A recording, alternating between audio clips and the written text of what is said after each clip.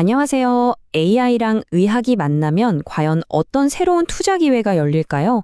오늘 저희가 깊이 파헤쳐 볼 내용은요, 바로 템퍼스 AI라는 회사에 대한 한 투자자의 굉장히 흥미로운 분석입니다. 자, 시작부터 아주 도발적인 질문이 나옵니다. 제2의 팔란티어라니. 아니, 템퍼스 AI를 어떻게 팔란티어에 비교할 수 있는 걸까요? 이게 도대체 무슨 의미인지 한번 들여다보죠. 물론 두 회사가 하는 사업 분야가 같다는 말은 전혀 아닙니다. 핵심은요, 바로 그 사업 방식에 있어요. 독점적인 데이터를 가지고 그걸로 의사결정을 내린다는 아주 근본적인 비즈니스 모델, 이게 똑 닮았다는 거죠.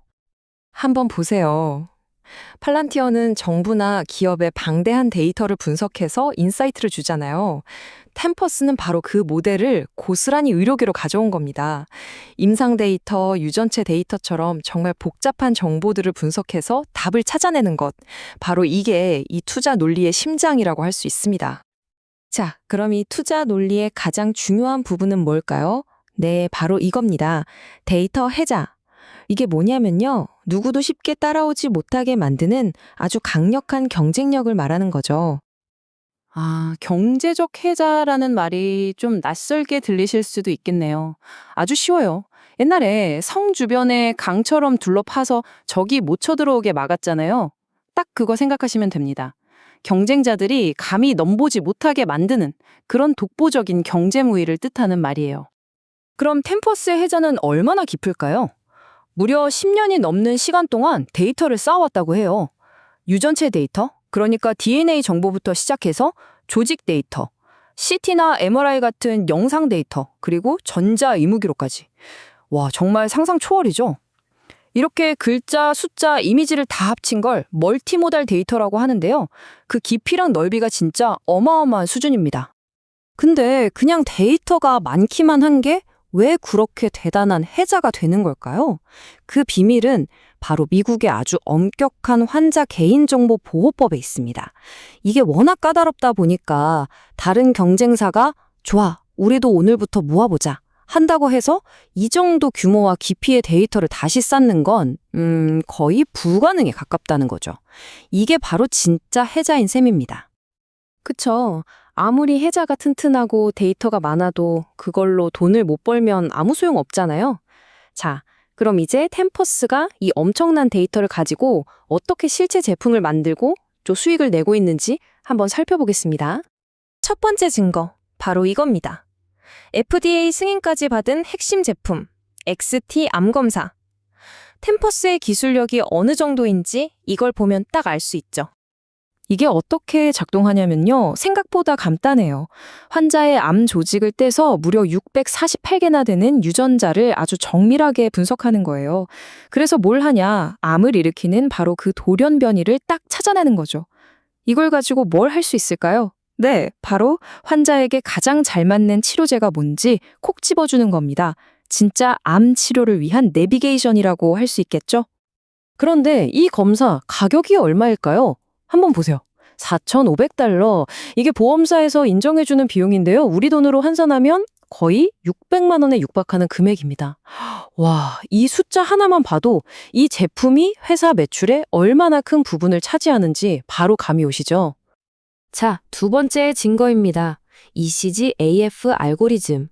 이게 중요한 이유는요, 템퍼스가 단순히 암 진단에만 머무르지 않고 다른 영역으로 뻗어나갈 수 있다는 가능성을 확실하게 보여주기 때문이에요. 이 AI는요, 우리가 흔히 찍는 심전도 데이터를 분석해서 사람의 눈으로는 도저히 볼 수 없는 아주 미세한 패턴을 찾아냅니다.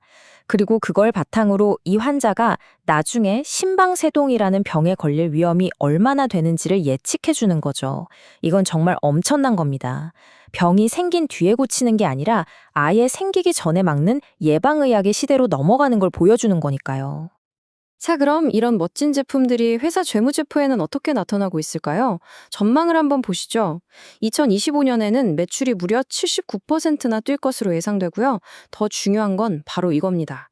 조정 EBITI라고 해서 실질적으로 돈을 얼마나 버는지를 보여주는 지표가 있는데 여기서 드디어 흑자로 돌아선다는 거예요. 매년 돈을 쓰면서 성장만 하던 회사가 드디어 돈을 벌기 시작하는 역사적인 전환점, 바로 그게 눈앞에 와 있다는 분석입니다. 그러면 이제 좀 더 멀리 내다볼까요? 이 투자자가 대체 얼마까지 보고 이런 베팅을 하는 건지 그 장기적인 그림을 한번 들여다보겠습니다. 어떤 회사에 투자할지 볼 때 똑똑한 돈은 어디로 흐르는가를 보는 게 되게 중요하잖아요. 소위 말하는 스마트 머니 말이죠. 그런데 이 템퍼스에 바로 그 똑똑한 돈들이 몰려들고 있다는 사실이 이 투자 논리에 힘을 더해주고 있습니다. 투자자 명단을 한번 보세요. 낸시 펠로시, 그리고 혁신의 아이콘 아크인베스트, 세계 최대 자산운용사 블랙록, JP 모건까지 이름만 들어도 쟁쟁하죠? 여기에 거대 제약사인 아스트라제네카와 파트너십까지 맺었다고 하니 이건 정말 신뢰가 갈 수밖에 없는 부분입니다. 물론 세상에 리스크 없는 투자는 없겠죠. 이 투자자도 명확하게 짚고 넘어갑니다.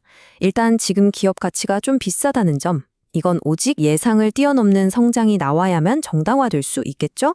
그리고 직원들에게 주는 주식 보상 문제나 내부자 매도 같은 것도 계속해서 지켜봐야 할 부분이라고 솔직하게 이야기합니다.